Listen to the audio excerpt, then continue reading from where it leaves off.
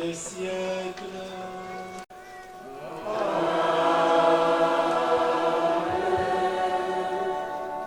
Le Seigneur, mon Dieu, m'a donné le langage des disciples pour que je puisse, d'une parole, soutenir celui qui est épuisé. Chaque matin, il éveille. Il éveille mon oreille pour qu'en disciple, j'écoute. Le Seigneur, mon Dieu, m'a ouvert l'oreille. Et moi, je ne me suis pas révoltée. Je ne me suis pas dérobée. J'ai présenté mon dos à ceux qui me frappaient et mes joues à ceux qui m'arrachaient la barbe. Je n'ai pas caché ma face devant les outrages et les crachats. Le Seigneur, mon Dieu, vient à mon secours. C'est pourquoi je ne suis pas atteint par les outrages. C'est pourquoi j'ai rendu ma face dure comme pierre. Je ne serai pas confondu. Parole du Seigneur.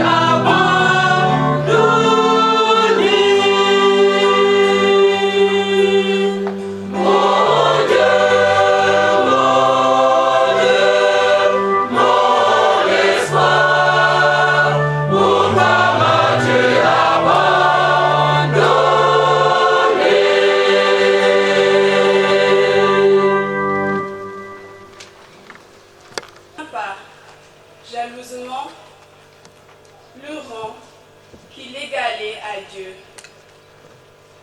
Mais il s'est anéanti, prenant la condition de serviteur, devenant semblable aux hommes. Reconnu homme à son aspect, il s'est abaissé, devenant obéissant jusqu'à la mort et la mort de la croix. C'est pourquoi Dieu l'a exalté. Il l'a doté du nom qui est au-dessus de tout nom, afin qu'au nom de Jésus, tout genou fléchisse au ciel, sur terre et aux enfers, et que toute langue proclame Jésus-Christ est Seigneur, à la gloire de Dieu le Père. Parole du Seigneur.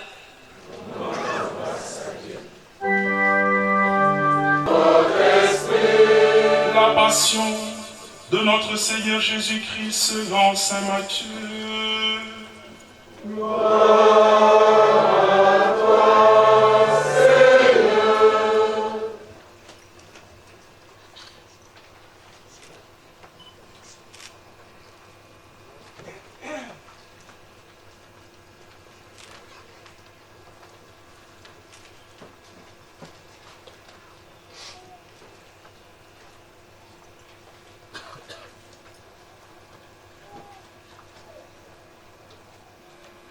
En ce temps-là, l'un des 12, nommé Judas Iscariote, se rendit chez les grands prêtres et leur dit: Que voulez-vous me donner si je vous le livre? Ils lui remirent 30 pièces d'argent. Et depuis, Judas cherchait une occasion favorable pour le livrer. Le premier jour de la fête des pains sans levain, les disciples s'approchèrent et dirent à Jésus: Où veux-tu que nous te fassions les préparatifs pour manger la Pâque? Il leur dit: Allez à la ville chez un tel et dites-lui: le maître te fait dire, mon temps est proche. C'est chez toi que je veux célébrer la Pâque avec mes disciples. Les disciples firent ce que Jésus leur avait prescrit, et ils préparèrent la Pâque. Le soir venu, Jésus se trouvait à table avec les 12. Pendant le repas, il déclara: Amen, je vous le dis, l'un de vous va me livrer. Profondément attristés, ils se mirent à lui demander, chacun à son tour. Serait-ce moi, Seigneur? Prenant la parole, il dit: Celui qui s'est servi au plat en même temps que moi, celui-là va me livrer. Le Fils de l'homme s'en va, comme il est écrit à son sujet. Mais malheureux celui par qui le Fils de l'homme est livré. Il vaudrait mieux pour lui qu'il ne soit pas né cet homme-là. Judas, celui qui le livrait, prit la parole. Rabbi, serait-ce moi? Jésus lui répond: C'est toi-même qui l'as dit. Pendant le repas, Jésus, ayant pris du pain et prononcé la bénédiction, le rompit et le donnant aux disciples, il dit: Prenez, mangez, ceci est mon corps. Puis, ayant pris une coupe et ayant rendu grâce, il la leur donna en disant: Buvez-en tous, car ceci est mon sang, le sang de l'alliance versé pour la multitude en rémission des péchés. Je vous le dis, désormais je ne boirai plus de ce fruit de la vigne, jusqu'au jour où je le boirai nouveau avec vous dans le royaume de mon Père. Après avoir chanté les psaumes, ils partirent pour le mont des Oliviers. Alors, Jésus leur dit: Cette nuit, je serai pour vous tous une occasion de chute. Car il est écrit, je frapperai le berger et les brebis du troupeau seront dispersées. Mais une fois ressuscité, je vous précéderai en Galilée. Prenant la parole, Pierre lui dit: Si tous viennent à tomber à cause de toi, moi, je ne tomberai jamais. Jésus lui répondit: Amen, je te le dis. Cette nuit même, avant que le coq chante, tu m'auras renié 3 fois. Pierre lui dit: Même si je dois mourir avec toi, je ne te renierai pas. Et tous les disciples dirent de même. Alors, Jésus parvint avec eux à un domaine appelé Gethsémani et leur dit: Asseyez-vous ici, pendant que je vais là-bas pour prier. Il amena Pierre, ainsi que Jacques et Jean, les 2 fils de Zébédée. Et il commença à ressentir tristesse et angoisse. Il leur dit alors: Mon âme est triste à en mourir. Restez ici et veillez avec moi. Allant un peu plus loin, il tomba face contre terre en priant.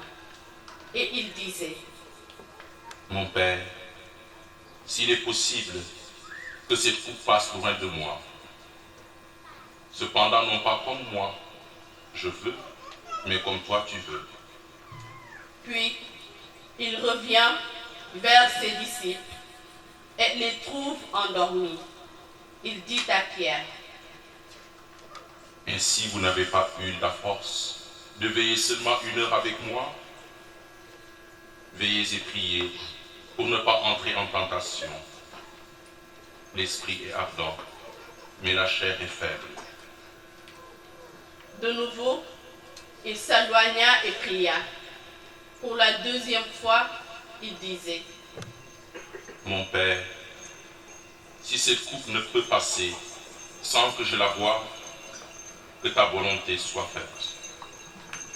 Revenu près des disciples, de nouveau, il les trouva endormis, car leurs yeux étaient lourds de sommeil. Les laissant, de nouveau il s'éloigna et pria pour la 3e fois, en répétant les mêmes paroles. Alors, il revint vers les disciples et leur dit, Désormais vous pouvez dormir et vous reposer. Voici qu'elle est proche l'heure où le Fils de l'homme est livré aux mains des pécheurs. Levez-vous, allons. Voici qu'il est proche, celui qui me livre. Jésus parlait encore lorsque Judas, l'un des 12, arriva, et avec une grande foule armée d'épées et de bâtons, envoyée par les grands prêtres et les anciens du peuple. Celui qui le livrait leur avait donné un signe. Celui que j'embrasserai, c'est lui. Arrêtez-le. Aussitôt, s'approchant de Jésus, il leur dit, Salut, Rabbi. et il l'embrassa. Jésus lui dit, Mon ami, ce que tu es venu faire, fais-le. Alors, ils s'approchèrent, mirent la main sur Jésus et l'arrêtèrent. L'un de ceux qui étaient avec Jésus, portant la main à son épée, la tira, frappa le serviteur du grand prêtre et lui trancha l'oreille. Alors Jésus lui dit, Rentre ton épée, car tous ceux qui prennent l'épée périront par l'épée. Crois-tu que je ne puisse pas faire appel à mon Père? Il mettrait aussitôt à ma disposition plus de 12 légions d'anges.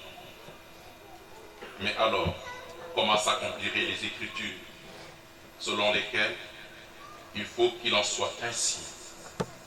À ce moment-là, Jésus dit aux foules, Suis-je donc un bandit pour que vous soyez venus vous saisir de moi avec des épées et des bâtons? Chaque fois dans le temple, j'étais assis, en train d'enseigner. Et vous ne m'avez pas arrêté. mais tout cela est arrivé pour que s'accomplissent les écrits des prophètes. Alors, tous les disciples l'abandonnèrent et s'enfuirent. Ceux qui avaient arrêté Jésus l'amenèrent devant Caïphe, le grand prêtre, chez qui s'étaient réunis les scribes et les anciens.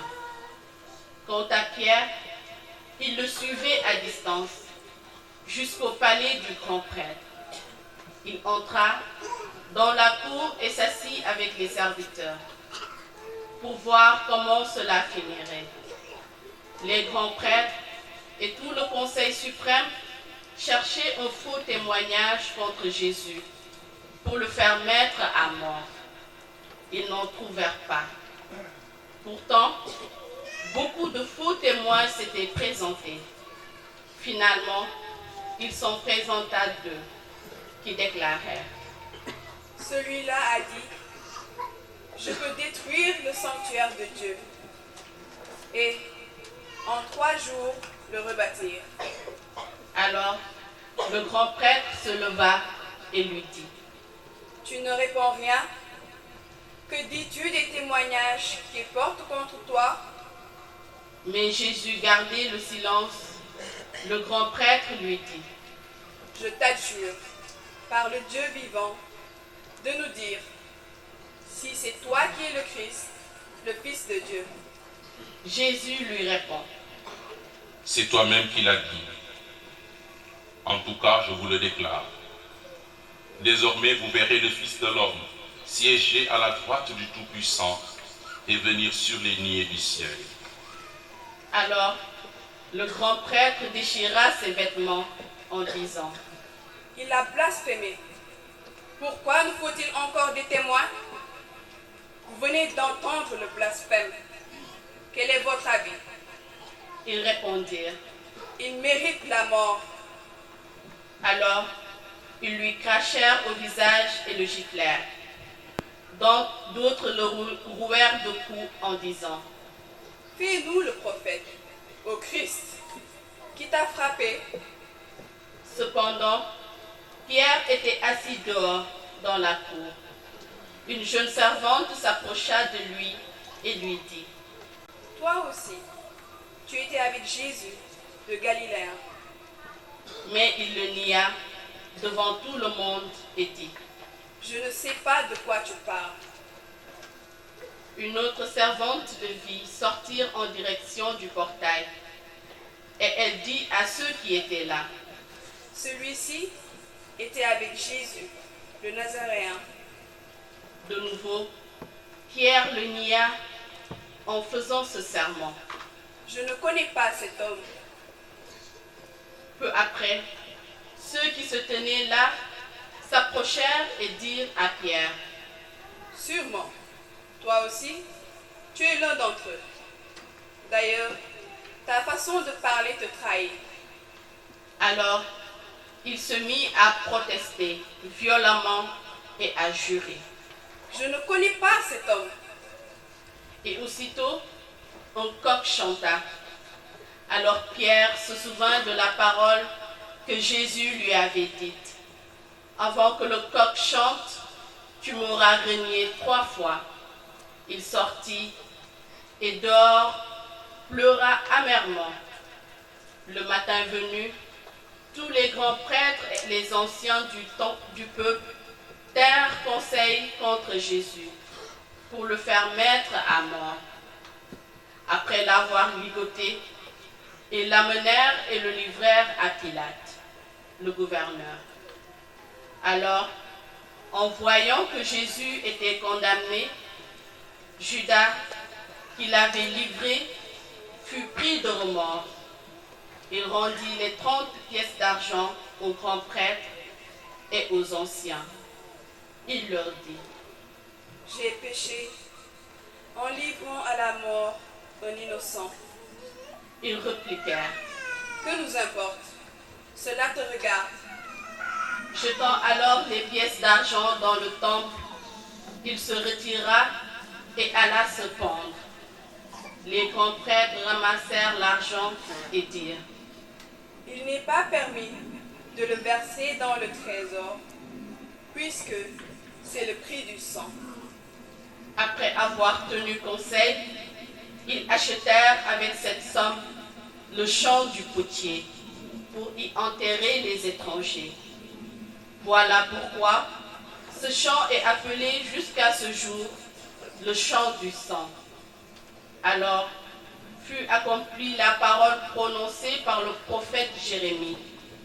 Ils ramassèrent les 30 pièces d'argent, le prix de celui qui fut mis à prix, le prix fixé par les fils d'Israël, et ils les donnèrent pour le champ du potier, comme le Seigneur me l'avait ordonné. On fit comparaître Jésus devant Pilate, le gouverneur, qui l'interrogea. Es-tu le roi des Juifs? Jésus déclara, C'est toi-même qui le dis. mais tandis que les grands prêtres et les anciens l'accusaient, il ne répondit rien. Alors Pilate lui dit, Tu n'entends pas tous les témoignages portés contre toi? mais Jésus ne lui répondit plus un mot, si bien que le gouverneur fut très étonné. Or, à chaque fête, celui-ci avait coutume de relâcher un prisonnier, celui que la foule demandait. Il y avait alors un prisonnier bien connu, nommé Barabbas. Les foules s'étant donc rassemblées, Pilate leur dit: Qui voulez-vous que je vous relâche? Barabbas ou Jésus, appelé le Christ? Il savait en effet que c'était par jalousie qu'on avait livré Jésus. Tandis qu'il siégeait au tribunal, sa femme lui fit dire: Ne te mêle pas de l'affaire de ce juste, car aujourd'hui, j'ai beaucoup souffert en songe à cause de lui. Les grands prêtres et les anciens poussèrent les foules à réclamer Barabbas et à faire périr Jésus. Le gouverneur reprit: Lequel des deux voulez-vous que je vous relâche? Ils répondirent: Barabbas. Pilate leur dit: Que ferai-je donc de Jésus, appelé le Christ? Ils répondirent tous: Qu'il soit crucifié. Pilate demanda: Quel mal a-t-il donc fait? Il criait encore plus fort: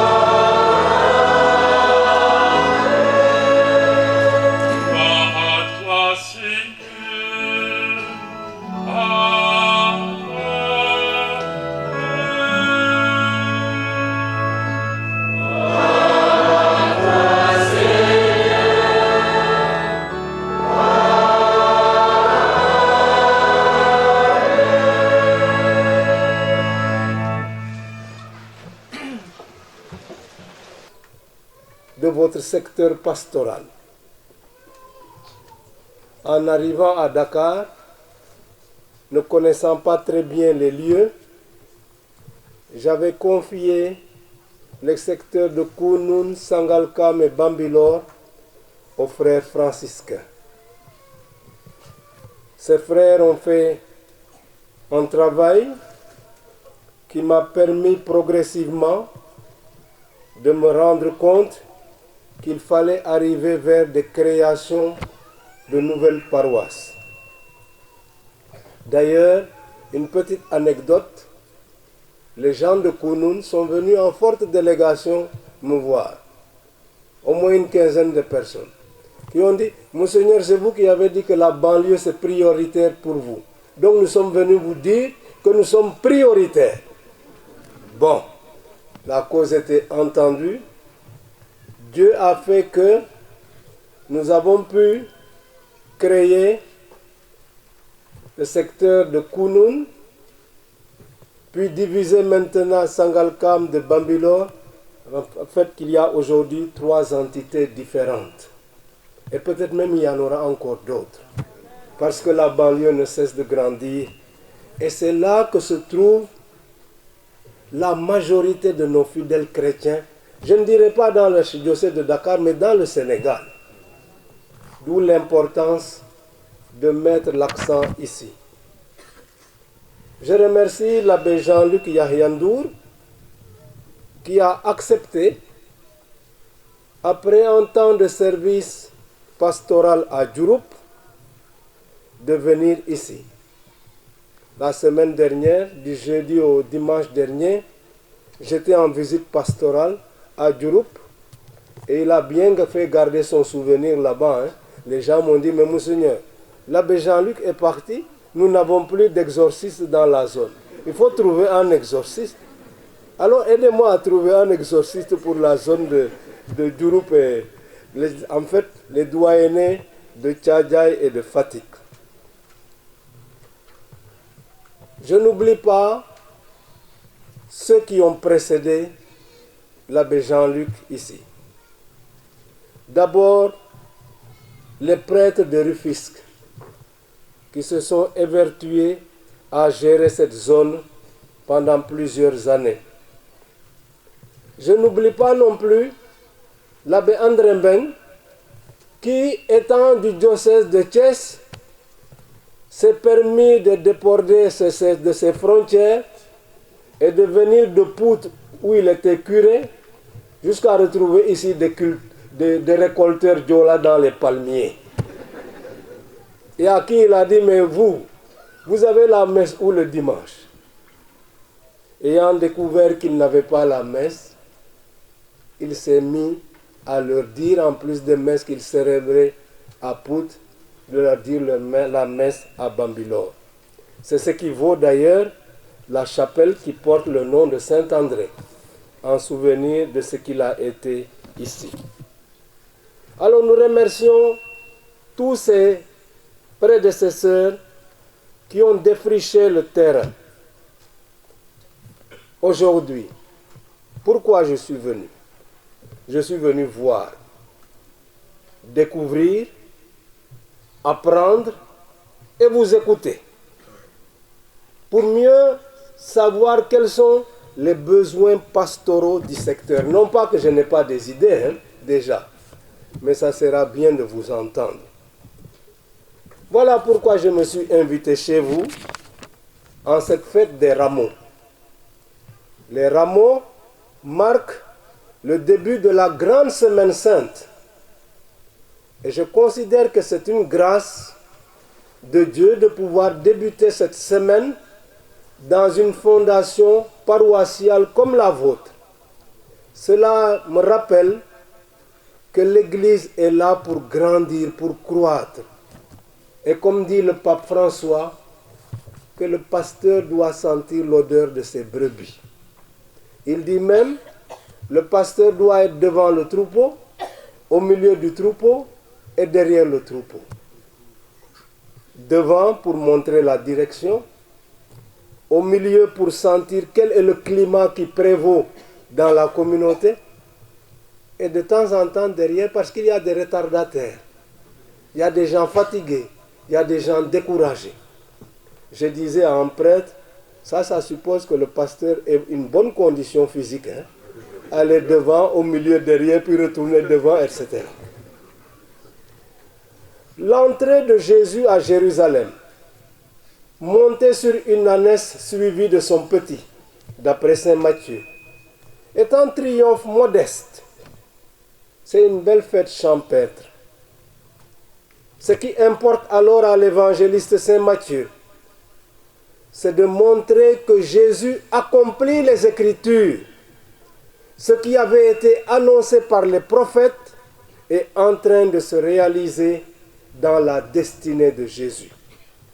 Cela est arrivé pour que soit accomplie la parole prononcée par le prophète Zacharie. Dites à la fille de Sion, ton roi vient vers toi, plein de douceur, monté sur une ânesse et un petit âne, le petit d'une bête de somme. Le prophète entendait donc décrire ainsi l'entrée du roi messianique dans la ville de Jérusalem. Ce Messie qui allait libérer le peuple de Dieu, mais pas comme on l'a cru, d'une libération politique, mais plutôt d'une libération spirituelle. Alors vous aurez retenu les cris de la foule. Hosanna au fils de David. Hosanna, ça veut dire quoi? On le dit à chaque messe. Hosanna au plus haut des cieux quand nous chantons le Sanctus. Hosanna, ça veut dire, c'est la même racine que le nom de Jésus. C'est le verbe Yasha en hébreu qui veut dire sauver. Et Yeshua qui veut dire sauveur. Et Oshiana veut dire sauve donc. C'est ça que signifie Hosanna. Sauve donc. Viens nous sauver. C'est une exclamation pour appeler le salut de Dieu. Sauve-nous donc, Seigneur. Jésus est donc acclamé à l'entrée de Jérusalem comme le sauveur attendu. Il soulève ferveur, enthousiasme. Et pourtant, il y a déjà des questions qui se posent. Qui est cet homme? C'est le prophète Jésus de Nazareth, répond la foule. Mais d'autres réponses vont apparaître. Car le drame va se jouer à Jérusalem. Celui que nous acclamons aujourd'hui dimanche sera poursuivi vendredi et mis à mort. Il sera crucifié comme un malfaiteur. Nous avons écouté le récit dramatique sous la plume de Saint Matthieu de ce drame, le récit dramatique de cette aventure de Jésus. Mais pour Saint Matthieu, Jésus accomplit les Écritures pour le salut de l'humanité. Nous avons écouté la passion. C'est bon de connaître l'étymologie des mots. Le mot passion, ça peut signifier deux choses. Ça peut signifier amour, ça peut signifier aussi souffrance. Et Jésus dit dans l'évangile de Jean, il n'y a pas de plus grand amour que de donner sa vie pour ceux qu'on aime. La passion de Jésus, sa souffrance et sa mort sont le signe de son amour pour nous les hommes. Cette passion de Jésus va jusqu'au bout, jusqu'au sacrifice suprême. En tant qu'envoyé de Dieu, Jésus est montré jusqu'où pouvait pousser l'amour de Dieu en faveur des hommes. Et nous avons entendu dans l'hymne aux Philippiens, la deuxième lecture, cet hymne liturgique que Saint Paul nous a retracé, mais les premiers chrétiens priaient du moins avec cet hymne. Jésus-Christ de condition divine n'a pas cherché à être traité à l'égal de Dieu, mais il s'est abaissé, il s'est anéanti, au point d'être traité comme un malfaiteur, d'être cloué sur la croix et de mourir. L'abaissement suprême, la mort la plus infâme qui pouvait exister de ce temps. Et l'hymne poursuit après. C'est pourquoi Dieu l'a élevé au-dessus de tout, pour que tout le monde confesse que Jésus-Christ est Seigneur. Jésus-Christ est Seigneur. Ça veut dire, il est victorieux de la mort. Vous connaissez ce texte de Saint Paul dans la lettre aux Romains.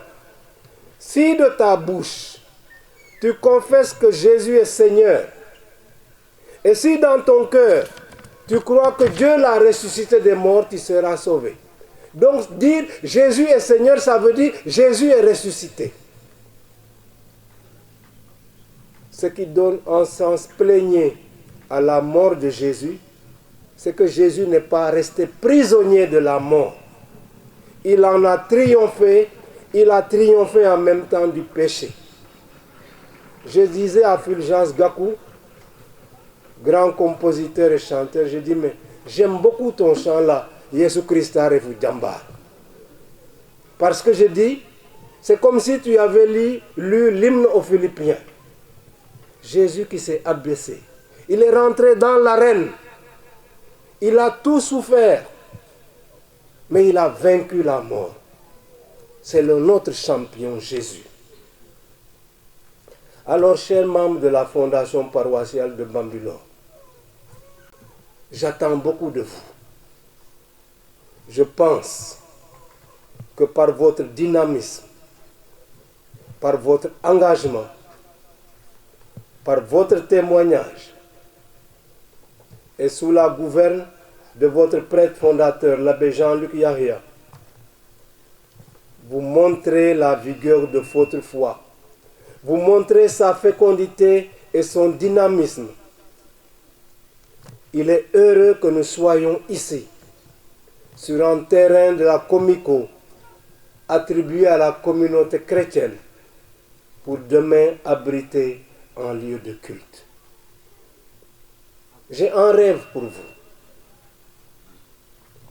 Qu'ici soit érigé l'église de la future paroisse.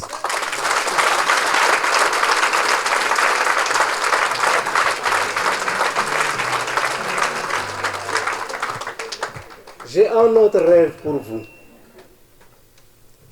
que cette paroisse soit sous le patronage d'un grand missionnaire du Sénégal, le père Daniel Brottier.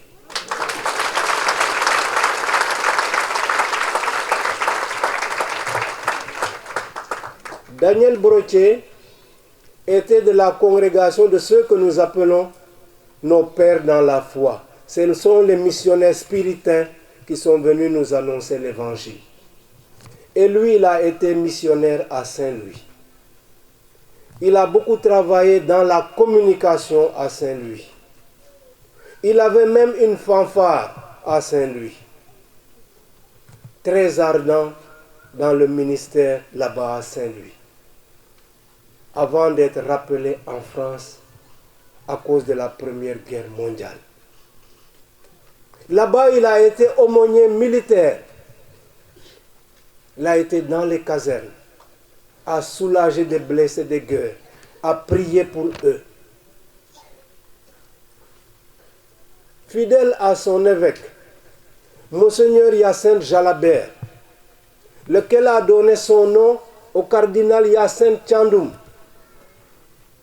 Monseigneur Hyacinthe Jalabert lui avait dit: je compte sur toi pour organiser des collectes de fonds afin de bâtir une grande église à Dakar. Ce qu'on appelle aujourd'hui la cathédrale du souvenir africain, la cathédrale de Dakar. Nous la devons pour beaucoup à l'engagement de Daniel Brottier qui, pendant des années, a récolté des fonds pour la construction de cette église. Et pendant qu'on consacrait la cathédrale de Dakar en 1936, Daniel Brottier rendait l'âme là-bas en France. Mais avant cela, après la guerre, après toutes les misères qu'il avait rencontrées, le Seigneur lui a donné de s'occuper d'une œuvre de bienfaisance, ce qu'on appelle les apprentis et orphelins d'Auteuil. Un centre qui récupérait des jeunes déjantés, des jeunes qui avaient perdu leurs parents, des jeunes qui étaient en crise, des jeunes qui n'avaient pas de travail, qui n'avaient pas d'avenir. À Auteuil, dans l'église où il est enterré, on commémore tout le travail fantastique que Daniel Brottier a réalisé là-bas. Grâce à ce travail, notre église aujourd'hui peut s'honorer d'avoir un saint de chez nous, parce qu'il a été béatifié dans les années 1980. Et prochainement, dans les jours qui viennent, je vais recevoir un prêtre spiritain que certains d'entre vous connaissent, le père Yves-Marie Fradé. Il lui est confié la mission d'être le deuxième postulateur. Un discours très équilibré de la communauté chrétienne que nous sommes compte pour lui. Le pied-à-terre, il a participé à sa construction.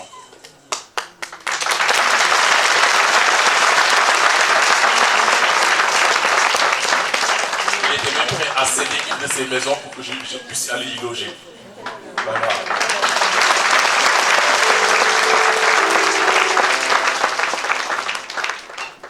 di gërëm yàlla ci teewaayu xalif Thierno Amadou Ba fii ci Bambilor muy teewaay ak taxawaay bu jekk te rafet.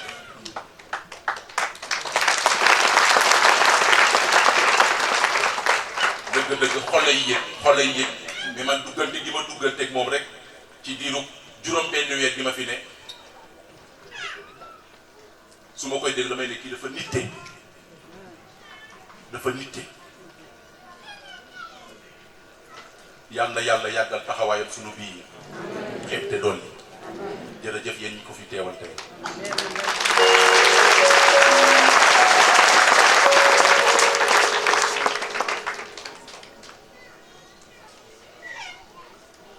Et je dis un grand merci à chacun de vous. Monseigneur, c'est une belle communauté. Oui, oui, c'est une belle communauté.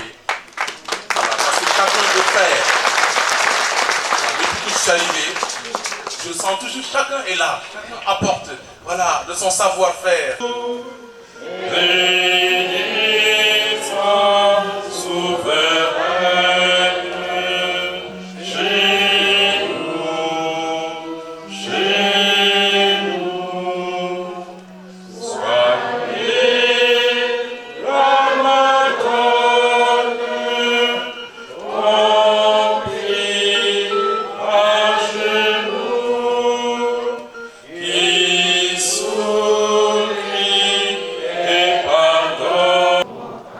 Je vous salue Marie. Pleine de grâce, le Seigneur est avec vous. Vous êtes bénie entre toutes les femmes, et Jésus, le fruit de vos entrailles, est béni. Sainte Marie, Mère de Dieu, priez pour nous pauvres pécheurs, maintenant et à l'heure de notre mort. Amen. Je vous salue Marie. Pleine de grâce, le Seigneur est avec vous.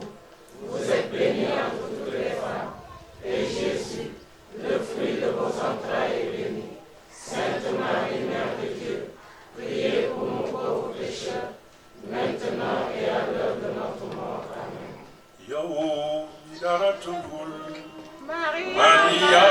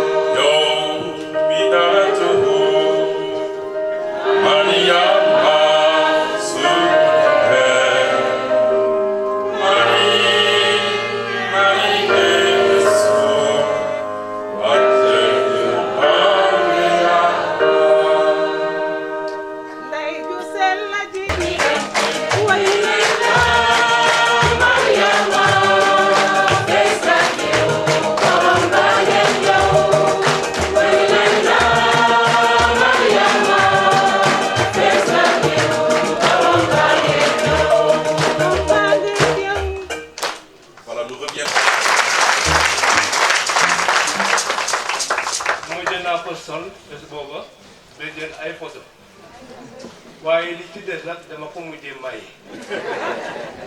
maa ngi leen di gërëm bu baax a baax te di rafetlu seen teewaay. Que le nom du Seigneur soit béni. Notre secours est dans le nom du Seigneur. Le Seigneur soit avec vous. Et avec votre esprit. Regarde, nous t'en prions, la famille qui t'appartient. C'est pour elle que Jésus le Christ, notre Seigneur, n'hésita pas à se livrer aux mains des méchants et à subir le supplice de la croix.